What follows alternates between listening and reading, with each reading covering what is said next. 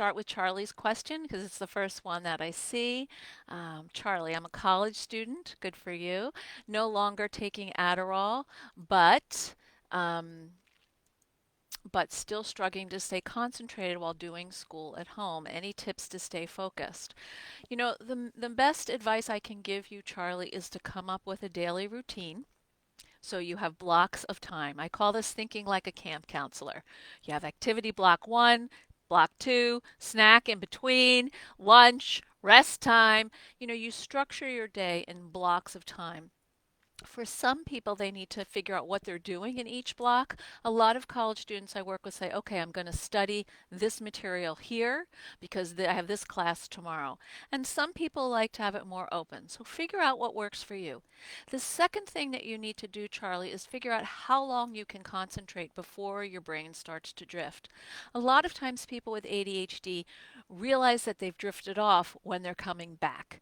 So one thing that can help you with that is to create a study chunk that actually you can focus. And that might be 15 minutes, it might be 35 minutes. It doesn't matter. Study for that chunk, set an alarm and give yourself a break. Even if you're even if you're hyper focusing and you're in the flow, it's better to take the break then and come back to it than burn yourself out so you're completely exhausted after 2 hours of intense hyper focusing. When we hyper focus, what happens, and we all do it, neurotypical or with ADHD, when we hyper focus, over time, we're using so much energy in our brains that our glucose levels go down. And remember that glucose is our food, it's the sugar, it's the gasoline for our tank, and it starts to lower. And what replaces that glucose is cortisol, that stress hormone. So we're now running on fumes. That does not help us. That just kind of activates our system into a stress response. So what I want you to do is to try to slow it down. Give yourself a window. I can study between 30 and minutes and an hour, maybe. That's how long you can concentrate, which allows for that hyper focus option. And then if you need to break, you can. Set a timer for your break. Set a note on a post-it of what you were doing so you can get back to it and return. These tips are actually good for all of you parents who have high schoolers because it's the same kind of thing. For Charlie, he has to do this himself. For you as parents of teens, this is the meat of a conversation you want to have with your kids. Justine, my teen son has been very down on himself lately. Feels like he's worthless due to ADHD and has no future. How do I give him hope for the future? This is a fantastic question, Justine, because so many young people, Generation Z and millennials, are feeling a sense of hopelessness and helplessness about the future. Things that they've been looking forward to for years are no longer available to them. Maybe they started college and it doesn't quite look like the college they had in their dreams. Maybe they're seniors and they're thinking about applying to college, but it seems odd because they don't know what college will look like. So the first thing that we have to do is acknowledge the loss, empathize with the grief, and normalize it. The second thing is that actually people with ADHD have tremendous futures. So what I'd like you to do with your son is to go online and Google, famous business successful people who have had ADHD, and there are many, many of them. And so what we need to do is get him some role models, one or two. Did you know that Sinbad the comedian has ADHD? Robin Williams had ADHD. Um, there are a lot of musicians. Adam Levine has ADHD. I would say all of those people were successes. So let's try to find a role model or two for him. And then the third piece is acknowledging something he does well. Whether you sit around the table and you go around with something good for the day, and it can be really small. I'm wearing my favorite t-shirt, far out. Or I finished my math homework and turned it in, double far out. We want something that your child can start to acknowledge.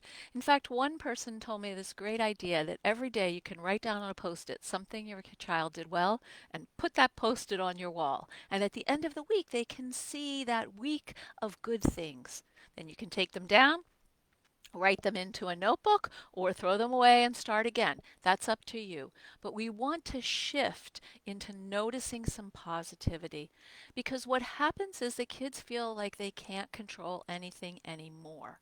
And so that sense, that loss of control actually does contribute to depression. And that's what you're telling me is going on for your son. Joanne Oliver. Their biggest problem right now is organizational skills and focusing on schoolwork. So it's so interesting that you mentioned organizational skills because I just did a webinar for a school district in a state far from where I live in Massachusetts, all about building executive functioning skills for kids right now. This is the key organization. And this is so hard for kids with ADHD because organization, planning, prioritizing, time management, these all work together. And so, one of the things that happens for kids with ADHD is that organization seems overwhelming. It's like that pile of stuff that they can't work their way through. I can really empathize with this. As some of you know, I'm recovering from a broken leg.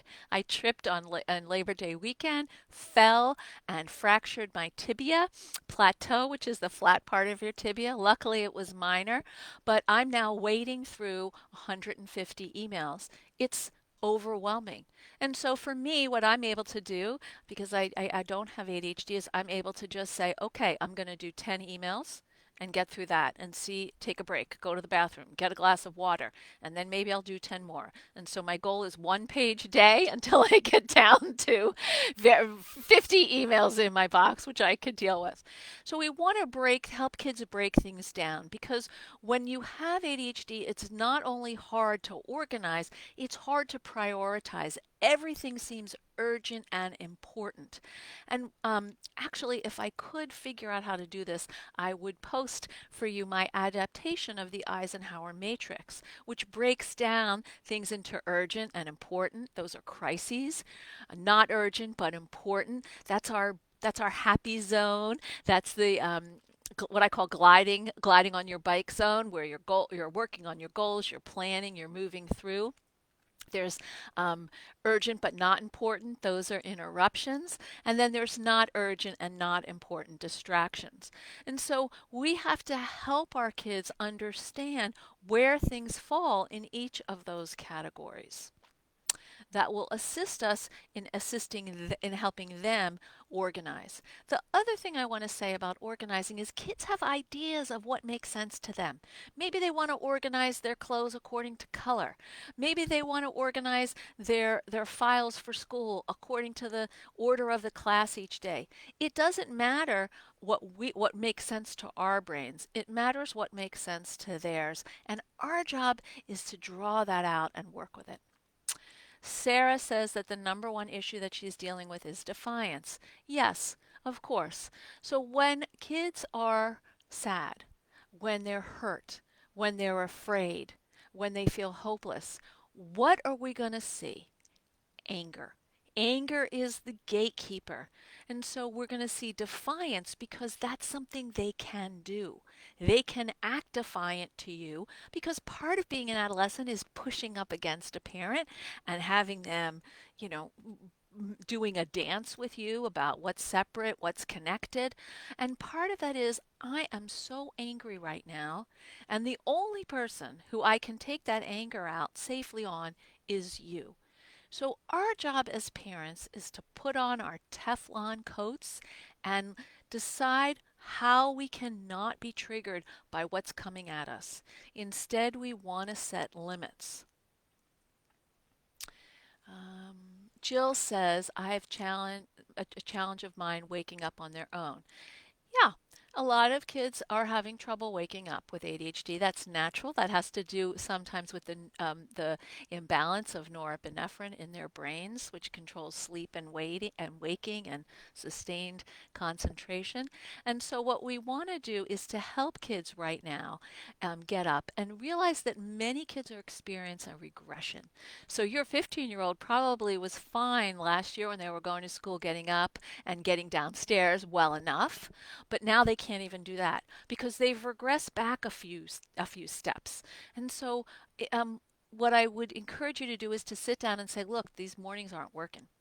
I'm yelling. You're not getting up. It's not good for either of us. It's not how we want to start our day. So let's come up with a plan. Your alarm goes off. I come in, and you need to sit up and actually get out of bed while I'm in your room. Or your alarm goes off, you press the snooze button, and I'm going to come in on the second round. And that's when you have to get up. Talk with them about this and set up a plan. Um, can you give some advice about studying for a university exam? Um, well, I think what I would do, Shima, in this situation is to break it down into smaller pieces. When we have a big exam in front of us, we're overwhelmed. I need to know all this. I need to know everything about the 19th century. And you can't. You'd have to learn it in chunks. I'm going to study 1900, 1800 to 1825 or 1825 to 1850, etc. And those chunks of time are actually the ways that you can manage what you're learning. Remember, in order for us to retain information, it has to we have to hold it in our working memory, and it transfers down to short-term memory very quickly, and then long-term memory. And so the more that you can slow things down so you can actually absorb what you're studying, the better that will be. Robin Tom Sperry, motivation to want to make school a priority. You know, it's hard to make school a priority when you don't see the point. And right now it's hard to see the point. What used to make teenagers go to school is seeing their friends. They can't see their friends right now if they weren't, inherently interested in the subject matter. So, what is the point? That's something that's actually worth talking to your kids. What are their goals for this semester? Maybe, loop in a guidance counselor, an adjustment counselor to help you with this conversation to actually set doable goals, because the goals that we may have had last year may not apply to this year, or the goals that you had 2 years ago for in-person school may not apply. So we have to adjust our expectations as parents and work with what is doable that they see and what we see. There's a compromise somewhere in there. Michelle says independent thinking and taking initiative. So independent thinking is when you can manage your life on your own. And it's hard to manage your life on your own if you're not actually living your life on your own. You know what I mean? You're not actually going out, you're not doing things, you're not seeing people. It's hard to actually feel like you're making progress in that area. So I think what I would encourage is to find an area what that matters to your child. So maybe what's important to you is that they help you with the dishes every night at dinner. They may not care about whether the kitchen's clean. What they may care about is the dog. So maybe the chore should be walking the dog because they love the dog. And of course, we want to tie our have tos, the things we need to do, to our want tos. So that's worth a conversation, of course, which is, you're right. You're 17 and you feel infantilized by having to be in this house all the time with me around. I get it. So what is something that you could control that would be yours, that I could support you in? And what's something that I need you to be able to do to help support me? Jen says, getting his homework done without so much nagging. Oh boy. So nobody likes to be a nagging machine, right? We all want to have our kids just do the things they need to do without nagging them. And the way that you're going to set up a reduced nagging for you is that organization. And most kids with ADHD really benefit from visual cues, whether that's a flow chart, whether that's a list. One of my friends was telling me that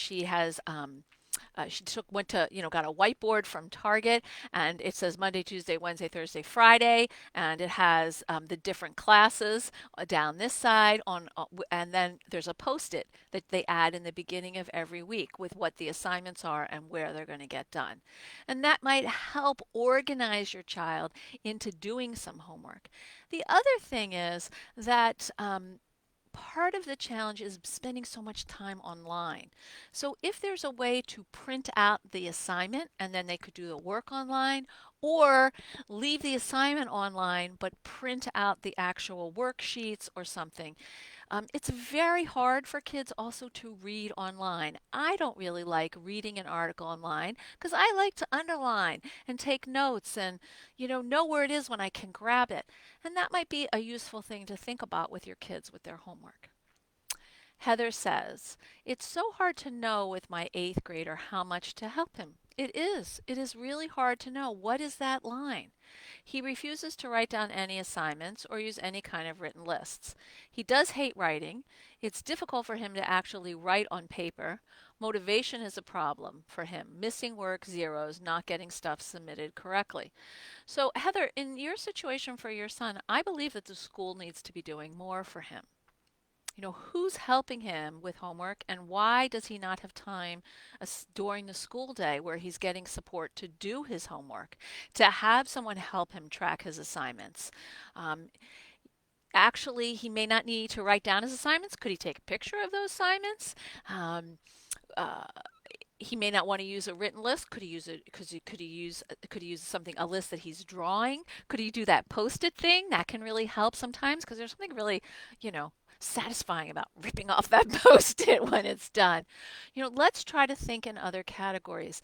And I believe that probably what would work for a kid like him is to have a meeting either with the school or with the two of you twice a week. Once in the beginning of the week if he's getting a number of assignments that first day, and then later in the week to check in. The kind of constant nagging, quote unquote, or reminding is very it wears kids down. I don't know what the word is. It just it's great, it's grating on the nerves. And so let's set up a system of checks. What are the checks and balances going to be? Because my job as your parent, and it's important that you say this explicitly to your kids, my job until you're out of this house is that I'm responsible for your health, your safety, and your welfare. And part of your welfare is school. You are smart. You may not really like online learning. I can't blame you. But let's figure out how we can get through this so we can get to a better place, a better time. Karina says, peer pressure and wanting to fit in. This is our biggest challenge with our daughter. Yes, peer pressure is a real stumbling block. Whether it's about FOMO, fear of missing out, whether it's about shame, not, or whether it's a sense of not measuring up. Kids who are teens are struggling in this area because part of the task of adolescence is to ask, who am I? Where do I belong? How do I define myself through my relationships with others? And of course, now those relationships are curtailed because we can't you can't go out as easily. And if you are going out, you're probably um, uh, struggling with how to interact. Do I wear my mask? Don't I wear my mask? Do I say something to a kid when they're not wearing their mask? What if people are drinking? Do I drink? It's difficult. So I think the thing is, for kids who want to fit in, I'd want to know a little bit more like what does fitting in look like? Who do you want to fit in with? What kinds of things matter when you're thinking about, being part of a group? Um, because sometimes, a lot of times, kids want to fit into a group where they really don't belong. They don't really have friends. It's this sort of that veneer, that glimmer of the popular kid. I want to be friends with that popular kid who may be a mean girl or a mean boy. And so, how do we assist our kids in getting goodies from people who actually like them and spending time with them?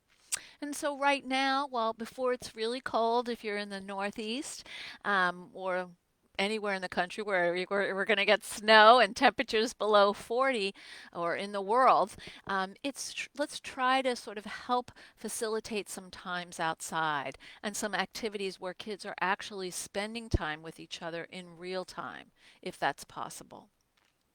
Um, Andy asks, my child is a senior. How can I help her succeed and graduate? Well, this is particularly a daunting time for seniors in high school.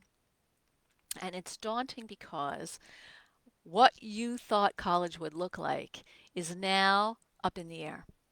Will there be college? Will there be a dorm that I live in? Will I have a roommate? Will I go to class with other people, or will I be in my dorm by myself going to online school? These are very real concerns.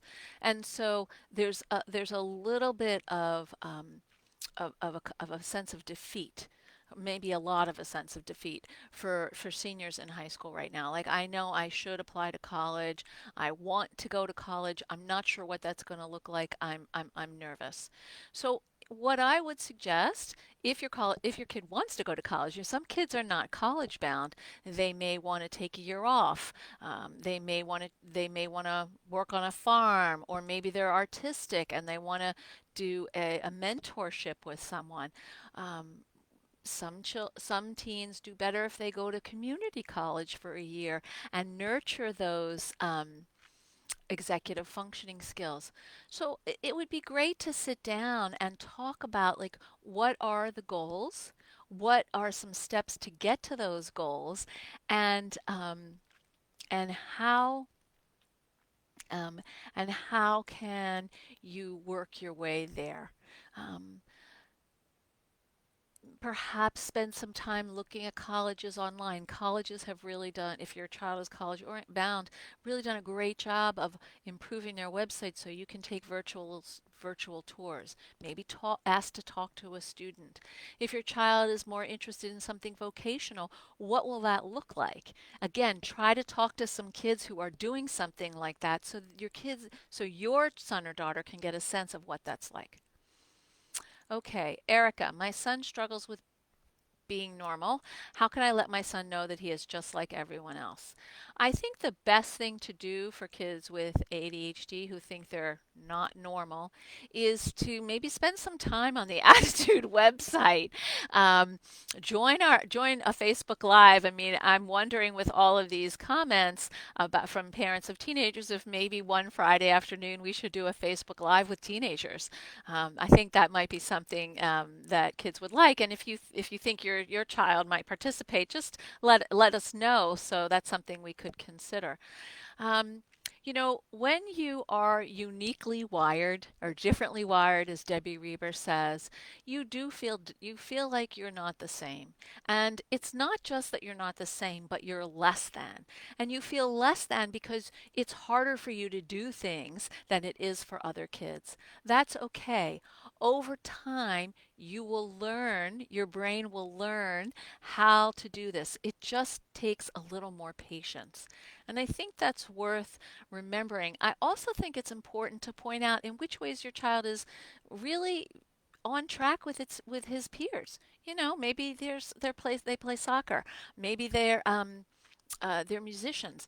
What are ways that they have activities or traits that seem to measure up in the big question, and then how what can you do about that? Anissa asks, our biggest challenge is our 13-year-old and self-regulation, and that question disappeared somehow. I'm having a weird thing where my questions are disappearing. Um, Anissa, I can't see that. I don't know what happened. It just disappeared in my feed. So that's a bummer. I'm going to go to the next question. If you want to send it again, that's great. Angie says, managing screen time to stay on task with online school. It's so weird. As soon as I start to read it, it disappears. Oh, Facebook, you're killing me. Um, and another one just disappeared. So it might be because there are many, many comments here that I can't get them all. Um, so someone said something about online school. Send me again. Becky, you asked social anxiety and feeling comfortable reaching out to form connections while not in school and outside of baseball practice. Okay. So that's something that kids would struggle with normally outside of COVID. One of the things that helps kids with social anxiety is having some very clear, concrete steps of things to do.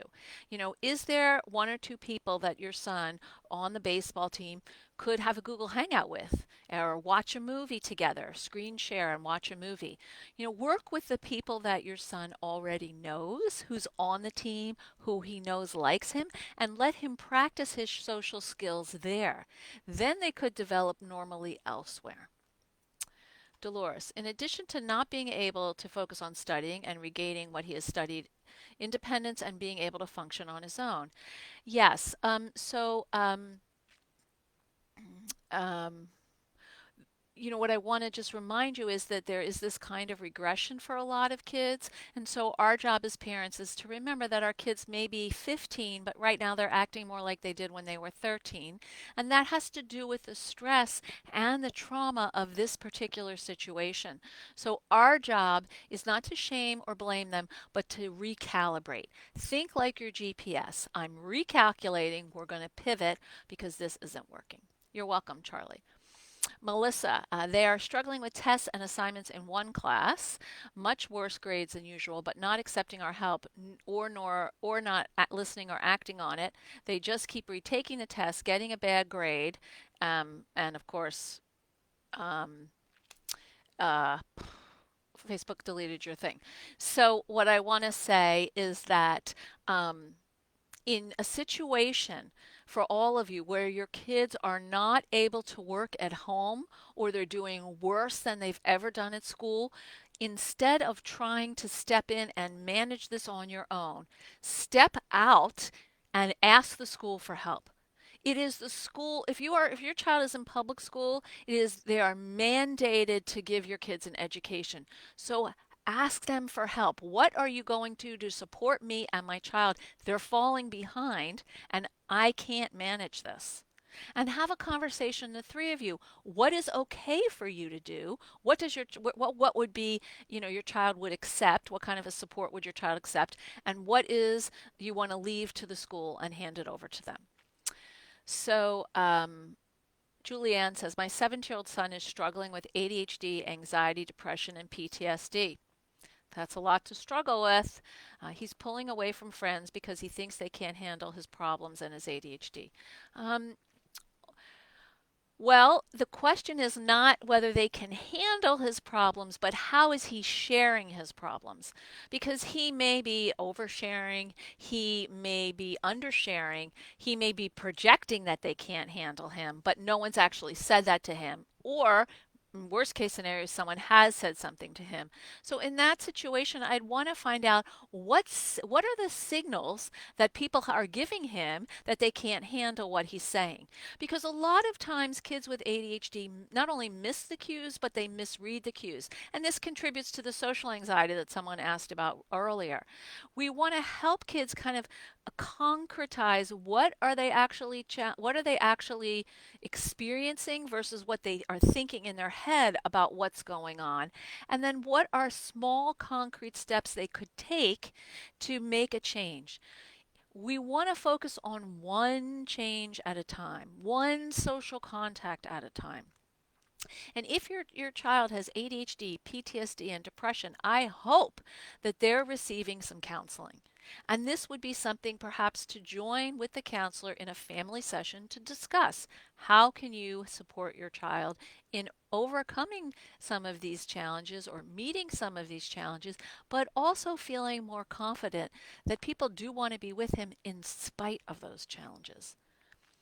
Richie says, one of my students is hoarding. I have no idea how to help her, and the other is having problems starting a project. Okay, so hoarding is an issue that really needs to be treated clinically, and so I would encourage you to help the parents of that student, direct her toward counseling, and the other student. Um, uh, you know, um, Hoarding is also a sign of anxiety, and someone said it's a sign of trauma. So I think on all of those cases, some sort of counseling, a referral to counseling would be in order. And of course, I missed the second student. Um, I can't remember because I was busy talking. It's hard to hold both of those. If you could send it again, Richie, I'd appreciate it. Hopefully, I'll make it down the line here. Dana says the biggest issue dealing with elderly mother with ADD that just lost her husband while dealing with my own ADD. I hear you, Dana. That sounds very difficult.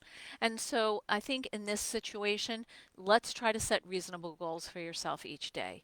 Instead of, having a list of 5 things on it, maybe you just have two. And that would be the same for your mother.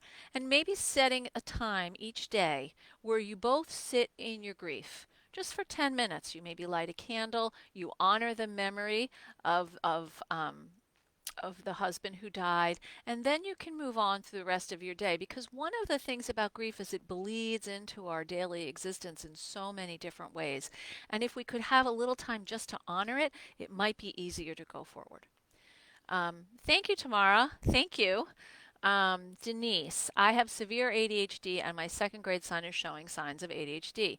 He's very behind in school and needing extra help. I work from home and I'm struggling to do my job and help my son when I don't know and I'm lacking the skills to keep routine and not let my ADHD take over and hinder him. So, Denise, I know that there are a lot of resources on Attitude to help you come up with a daily routine. Here's the thing I want you to say. I said this earlier. I want you to think like a camp counselor and make a routine. You know, wake up, breakfast, wake up, get dressed, breakfast. Do all the things that have to do with the bedroom and self-care first, then work on breakfast, then school. And if you find that you cannot supervise your child and do your work, is there a retired family member or friend of the family who might be able to get online and share a screen with your son and help them along so you could do a little bit of work? The other thing is to figure out, talk to the school district, talk to your pediatrician, and see if actually you can speed up the process of diagnosis if you are sensing that that's what's going on for your child. Um, Linda says, I need to read this article. Okay, great. Prioritization is really hard. It is really hard, and the thing about it is it's what happens is that people with ADHD do a brain dump, so they have a list of a million things, but they can't figure out what is the most important thing to do when. So what I would encourage you to do is make your list and then make your boxes. Is this crisis management? I have to do this right away. Is this something that is when I'm in the zone? It's my goals, my planning, my happy place, projects I'm working on. Are these interruptions? And what are distractions? And so that way you can put different things in different categories, and that will help you understand how to set what is the first thing, what is the second thing. Um, Richie says, okay, thank you. Sharon, are there any mindset affirmations that work with ADHD anxious prone students to face the day? That's a great question. Um, I know that there are workbooks out there for kids with ADHD. I don't know of any particular mindset affirmations, but I would check. Um, I know that there are various card decks. PESI has a number of inspirational card decks that might be useful, so check those out. Um, Thanks for the idea of a social anxiety support group. That's great. I think that's really helpful. Emma says, my 13-year-old ADHD and ASC, regulating his emotions when something goes wrong and fight or flight kicks in. So one of the things when fight or flight kicks in is that we, essentially our thinking brain has checked off, has checked out, it's gone to the Bahamas, and our feeling brain, which is the amygdala, it's the limbic system, it comes out from our, and it sort of takes over our thinking brain. And so for kids with ADHD whose thinking brain is slower to mature, that prefrontal cortex with a 3-year delay, it's even harder to manage that tidal wave of emotions. That's what kids have told me it feels like. And so what we want to do is we want to slow things down because they're now flooded, right? They're flooded with fear, they're flooded with anger, they're flooded with anxiety, they're flooded. And so in those moments, we have to use self soothers. And that's not a pacifier. That's something that we decide in advance that we can use in this moment. And this means using my stop, think, act method, which you can find on my website, www.drSharonceline.com. I've written a lot about this, and it's in my book, What Your ADHD Child Wishes You Knew. Stop. You plan in advance to cause a pause in the action when things are escalating. You decide what that pause is and how long it's going to be. Now, depending on the age of your child, it can take anywhere from 20 to 30 minutes for their system to settle down. Sometimes it can take less. Let's talk about how long it's going to take. What are they going to do? Do you need to create a calm me down box for younger kids where they can open it and there's a puzzle and coloring and maybe a book they want you to read or a card game? They need to go to the room and listen to music and then come back down, maybe pet the dog. I had one girl who liked to go, she had a bed that was lifted like this high up. And she would go under her bed. She was in second grade. She had a flashlight there and a book, and she would read there. She'd get under the bed until she just felt like she could hold herself um, together better. And then they would come downstairs. You have think. You discuss, well, what's going on and what do we need to do to get out of this. So we're going to brainstorm ideas about what's next and then act. We're going to do one of those things. This is not the time to teach a lesson. The lesson will come later. This is the time to just manage this eruption before it explodes. um, Kristen asks, what can I do to get my child interested in things outside of YouTube or video games? This is a great question. Everybody, I've seen lots of yeses to that. So, one of the reasons that YouTube and gaming is so satisfying is because it's a high dopamine activity. And we know that ADHD brains don't have the same levels of dopamine as neurotypical brains. And so high dopamine activities help them stay in a kind of elevated state where their dopamine is firing more successfully and being picked up and moved along the pathway more effectively than when they're doing something that's a lower dopamine activity, perhaps reading or doing the dishes.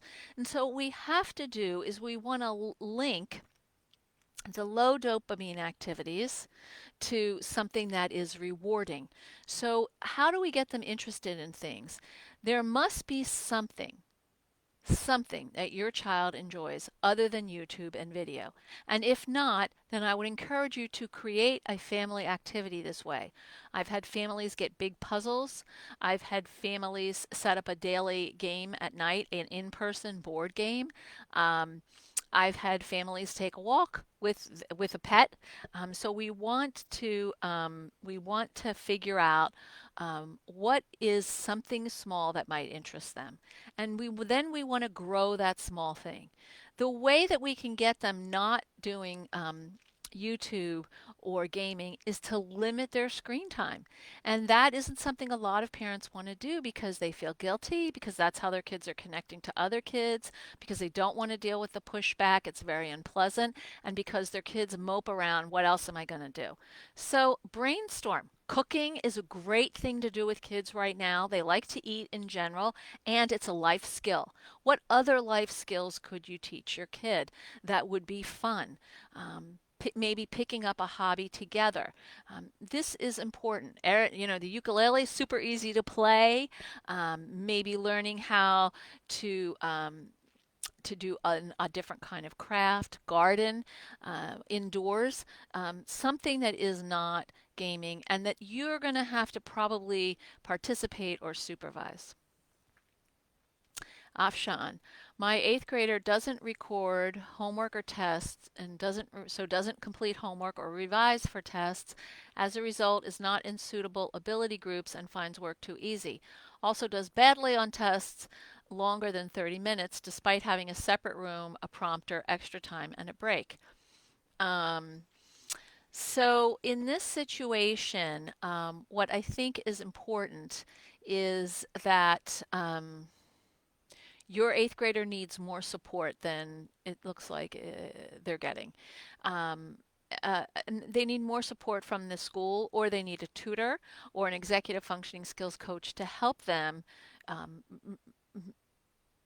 produce and perform at the level that they're capable of. Because right now they're bored. And that's a common refrain for kids with ADHD who are very smart, but they're not able to produce the work. So I would encourage you to seek out some support if you can. And that if they can't do well on tests that are longer than 30 minutes, then they shouldn't have tests that are longer than 30 minutes. And if you live wherever you live, I wonder if there are any kinds of special education accommodations that the school can give you. Tessa, you try so many suggestions, but nothing. So, Tessa, what I want to say is try one. Pick one thing that you and your son both are unhappy or your daughter are unhappy about in your home. Maybe it's yelling. Maybe it's how the evening routine works. Maybe it's getting up in the morning. Work on that one thing. When you see progress in one area, it encourages you to keep going to something else. So just start with one.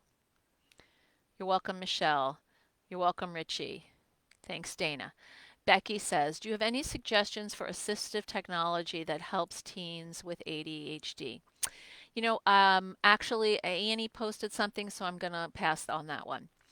Anissa says, Anissa, our son has become nocturnal and we have a hard time getting him to bed at a reasonable hour during the week in order to get up for school. Any tips? Yes. So Sarah's saying we use melatonin, no technology, 2 hours for bed. It's a nightly struggle, and my daughter's only 10. So, one of the things that's hard for kids with ADHD is settling down to go to sleep.